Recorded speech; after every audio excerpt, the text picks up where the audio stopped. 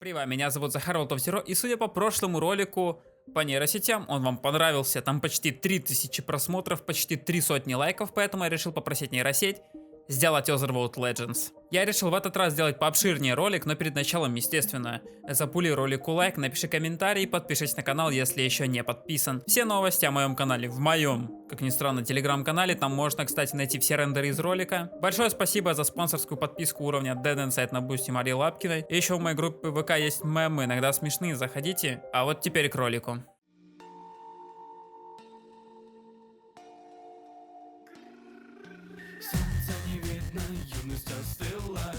Перед самим показом рендеров надо уточнить, что рендеры персонажей и предметов мы делали по фото, а рендеры локаций по описанию. А вот боссов мы сделали и с описанием, и с фото. Для фото мы использовали теги, указанные на экране, и хочу немного пожаловаться. В итоге мы получали изображение с какими-то надписями, поэтому я в фотошопе это правил вручную, поэтому лайк за старание, пожалуйста, поставьте, я 30 фотографий обрабатывал, сидел. Начнем с героев, мы сделали почти всех героев, кроме двух новых. Начнем с Цуанхань. По фигуре и одежде, мне кажется, нейросеть справилась отлично, но вот с кулаками и лицом что-то пошло не так. Но, как говорится, пакет на голову и вперед. А вот нашу инженерку Оли мы сделали в двух вариантах. Примерно так получился наш реалистик вариант. С лицом здесь вообще все плохо, но на удивление робот получился очень хорошо. Также есть замечания по одежде, потому что она разная и цвета не соответствуют с оригиналом, но на это закроем глаза. Также мы сделали Оли с тегом Game, и здесь получилось хайпово. На одной фотке робот превратился в собаку, на другой научился летать. На первой как будто бы подарил свое лицо хозяйке, но признать, выглядит круто. С Хайфу история тоже интересная. Нейросеть отлично повторяет саму форму тела, талию, грудь, сиськи, жоп, ну вот это все. Да-да, руки на стол. Но вот лицо тут тоже выглядит так, как будто по нему проехались молотком. Я больше не буду заострять на лицах внимания, и так все понятно. И еще решил сделать Хайфу, использовав не арт, а прямиком обычную модельку из игры. И получился какой-то пиксельный прикол. Нейросеть активно пыталась использовать теги, которые были выданы, и оставить исходное изображение и исходный стиль. Вообще выглядит как игра с PlayStation 1, только с лучами RTX. И да, вот эти надписи были на каждой картинке. Тут просто мне было впадло убирать, а где-то убрать их просто было невозможно. Уф. Парни, а теперь я серьезно говорю, руки на стол. На очереди Хильдинг, наш любимый огромный чел с рогами. Получился максимально хорошо по сравнению с остальными персонажами, но тут именно четвертая картинка получилась хуже всего. Тут два вопроса, что за огромный черный квадрат за ним и что у него с рогом? Ответ на этот вопрос я жду в комментариях. Еще нас ждет еще совсем юный и свежий Гинза, который только обучается делу самурая. И тут я хочу заметить, что нейросеть отлично подбирает фоны под разных персонажей, несмотря на отсутствие фонов на оригинальных фотках. Теперь хочу разобрать нашу лучницу Акаиша. Вроде бы все хорошо, даже если не обращать внимания на то, что у нее то ли лук, то ли арбалет, то ли что, это вообще не представляю. Но я сделал Акаишу еще и по описанию. И тут есть вопрос, почему 3 фото из 4 Акаиша как будто бы немного афроамериканка? Или много? Хотя по лицу тут вроде бы все достаточно неплохо. Ладно, не будем долго на это смотреть, нам это все сделает потом Netflix. Перейдем к Нефритии. Есть небольшие траблы с оружием, в остальном гамма, поза, все получилось неплохо. И да, я сказал, что я не буду обращать внимание на лицо. И еще очень понравился рендер Мирельхи. Я только сейчас заметил, что почему-то у всех женских персонажей ВЛ достаточно ярко выражена талия. Ждем, когда в игру добавят огромную маму Матвея. Это ее, кстати, нейросеть вот тут нарисовала. Ну, к слову. А вот это мой личный антирекорд в плане качества лица. Бена, не знаю, хотел ли кто-то хранить картошку в мешках под глазами, но ее иглы, шприцы, даже чем она там кидается, сросли с ее пальцами. На 4-й фотке еще одна рука выросла. Да и вообще плохо рукам здесь. Многими нами ни за что избитый торговец получил достаточно хайповую модельку, и еще ему набили татуху на 2-ю руку. А на 1-й фотке у него даже с лицом все более-менее хорошо. Ну, естественно, по сравнению с остальными. Ширар Квентин, что в игре, что тут такой же бесполезный, и стоит ждет своего реворка. Ага, он же его уже дождался, потому что вышла обнова. Причем броня хорошо сделана, и можно выделить отдельные элементы экипировки. Латы, кольчугу, вон, ремень еще есть. Я бы назвал это гордостью выпуска. 2 обработанные фотокарточки Пентхолигона. Первая уже со знакомым тегом Realistic, 3D, RTX, DLSS, Dota 2 скачать бесплатно.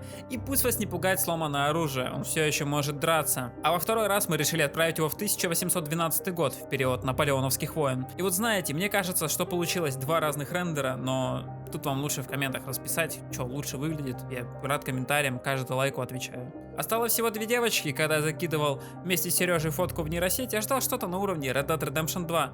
но получилось как обычно. Кстати, спасибо Сергею Вхдмиксу, АК Найт Скульптору, за помощь в создании ролика. Можете там к нему на Twitch зайти, он там в старые игры играет и вообще во всякий кал. Ссылочку оставлю на экране и в описании. И последний персонаж, моя любимая Морозная Ульяна. Тут только опять черные прямоугольники на первой картинке, в остальном все на уровне. На уровне Высоцкого или немного выше. Ладно, на этом мы закончим с персонажами, перейдем к боссам. Боссы у меня сделаны в двух вариантах, по фото и по описанию. Первый на очереди у нас Валентин. По фото он получился вполне дефолтным, я даже не могу даже заметить чего-то особого. А теперь внимание, по описанию он получился, наверное, самым хайповым челом из всех.